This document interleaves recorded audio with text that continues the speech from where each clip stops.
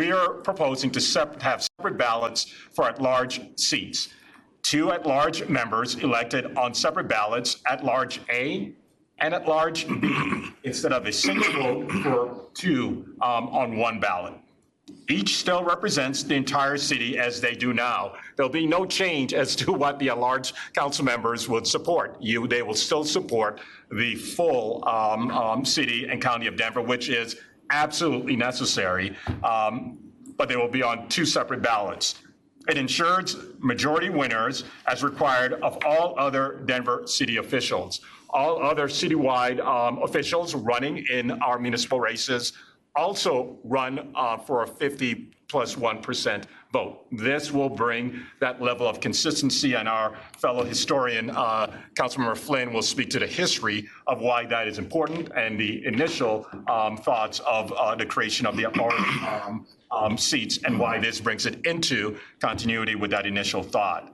It eliminates what is referred to as a single shot voting, increasing total vote and bringing more voters' voices into our democracy. This will address 2 concerns around our current voting process. Right now, we have no requirement for at-large winners to achieve the majority.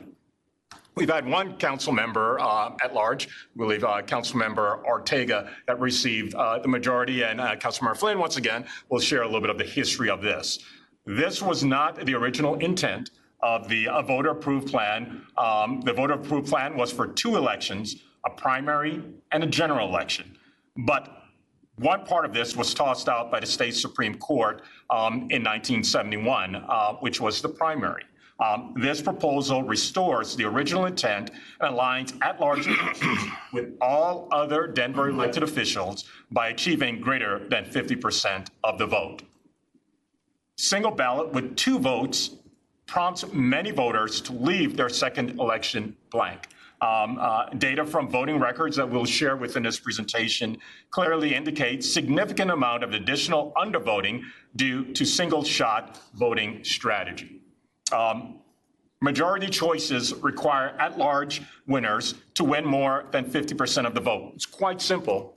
Once again, brings us in par with everything that we do right now for every other seat, for every municipal race. I think it will be an easier way for folks who are electing folks within our municipal races in 2027 to understand that every candidate is elected the same way. This amendment ensures winners will receive majority support.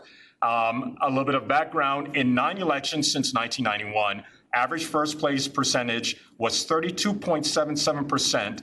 Average second place percentage was 24.41% for at-large races, for the 2 races that we now elect based on plurality.